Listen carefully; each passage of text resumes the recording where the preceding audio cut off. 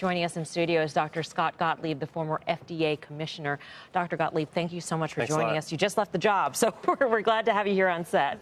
The FDA still hasn't come out formally with regulations per se on CBD. You're going to hold, or the FDA is going to hold hearings sometime next month.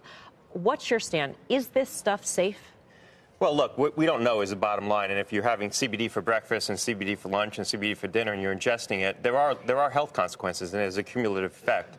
It's sold as a drug product. We've seen some risks associated with that drug product. So at high concentrations and high doses, there are health concerns. What Rite Aid's talking about doing, based on what I've seen, is selling it as a cosmetic. It's hard to understand how they're going to sell it as a cosmetic without making drug claims around those products. Presumably, if they're selling cosmetics and just making beauty claims, they could potentially be doing that and not violating federal law. But if they're making drug-like claims that it helps treat pain or other things, they're probably going to trip over a federal regulatory line pretty quickly. So I'm not quite sure what they're doing here. Is CBD oil supposed to make you prettier? I don't know. How? Why? Well, I think the hype has gotten ahead of the science right now. You know, people are putting it in everything. We're seeing it in pet foods, for example. A lot of what the violative behavior that the FDA was seeing was CBD oil in pet foods, based on a presumption that, you know, if you leave your dog all day alone in the apartment, it could somehow calm the animal. There's no evidence for this. Are we in a snake oil kind of moment for CBD?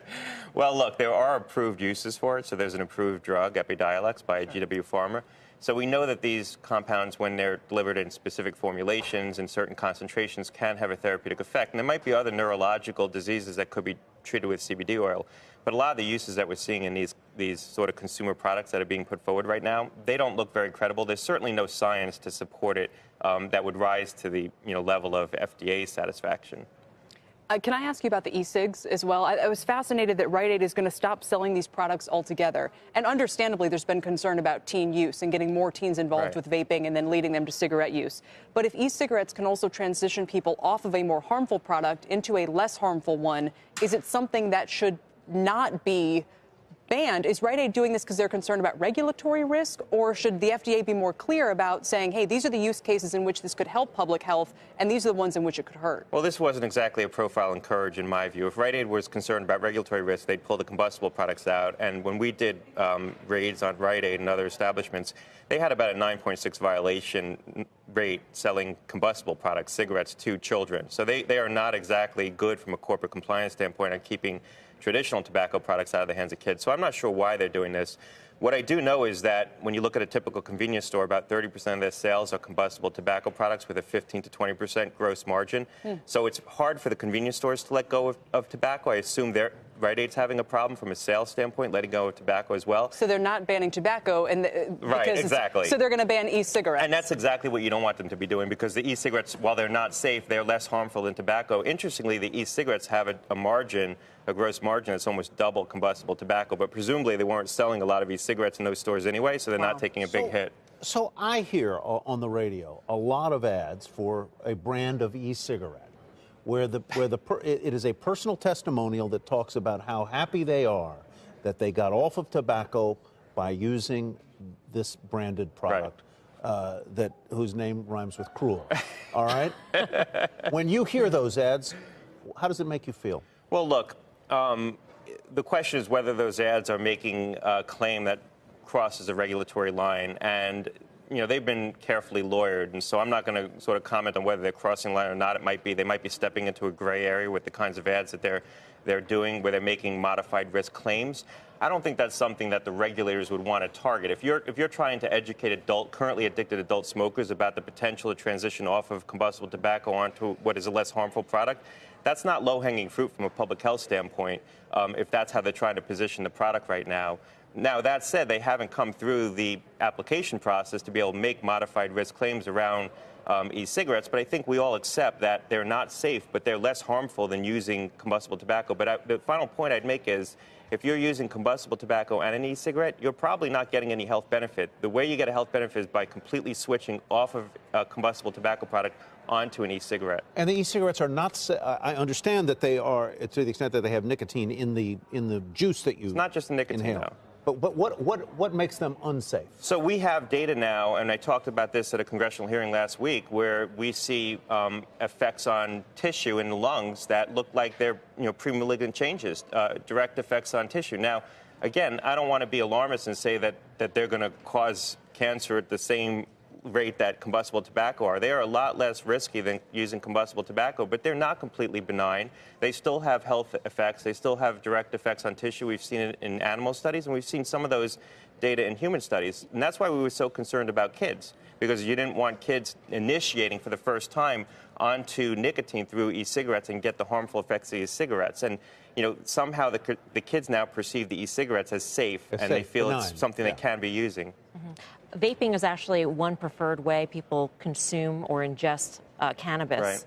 Right. And I'm curious, we talked earlier before, and you have not gone to a dispensary, but the claims that are being made in dispensaries in connection to what is being billed as medical marijuana are sky high, whether it be it stops the growth of tumors in people, right. It treats arthritis, et cetera. I mean, every single thing under the sun apparently can be treated by some THC product. Do you think the FDA should step in? Do you think the role is there for the FDA to step in to regulate medical marijuana? Well, FDA certainly has taken a role in terms of regulating in this space when people are making claims, and all the claims are violative. There's no substantial evidence to support these claims, certainly from the satisfaction of the FDA's regulatory process.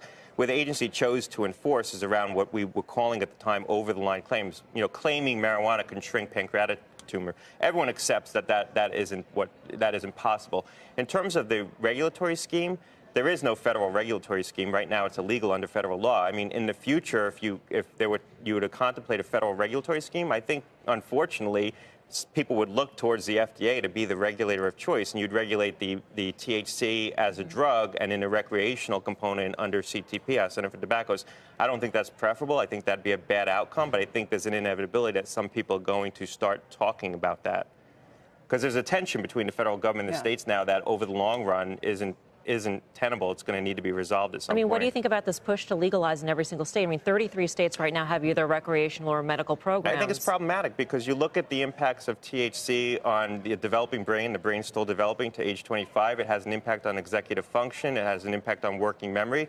And there's a cumulative effect. So if people are using THC on a regular basis, it's going to impact their function at work. And we're conducting a very, concerning natural experiment in this country by exposing so many kids to THC and now nicotine.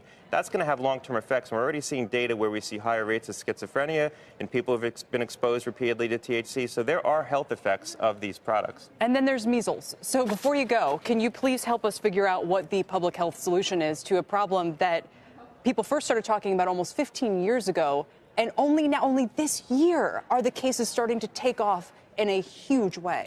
Well, I think the public health solutions, unfortunately, are going to be to see more mandated, restrictive behavior in terms of requiring vaccination to enter schools, and maybe even, contemplating some federal mandates on local districts to try to get vaccination rates up. And I think that's constitutional? Because in New York City, where de Blasio just said in some communities like Brooklyn, he's going to start mandatory vaccinations, they are preparing right now a fight against this. And we saw this with a similar initiative in Rockland County that a judge struck down. I think it's unfortunate if we go down that route, because I think it's going to play right into the fears of people who don't believe in vaccinations, that if you come in with a federal mandate or even state mandates.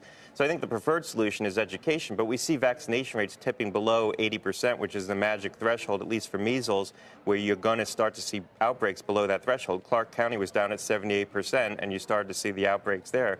So we're reaching a dangerous point where there's enough pockets of under-vaccination that we have the potential now for a national outbreak of measles. And what happens? Is there some kind of national emergency declaration? In other words, like you said, if you can't go out there with a regulation or a forced vaccination, what solutions are there other than the schools? I mean, at age 5, maybe that kicks in. Maybe some daycares do their own thing, but it's going to be piecemeal. Right. Well, you could declare a public health emergency. Certainly, if you had a national outbreak, you would do that. But there are ways to contemplate, for example, tying federal aid to districts based on certain vaccination rates. So there are ways that you could do this from policy to try to incentivize local districts to do more, to try to compel, encourage vaccination.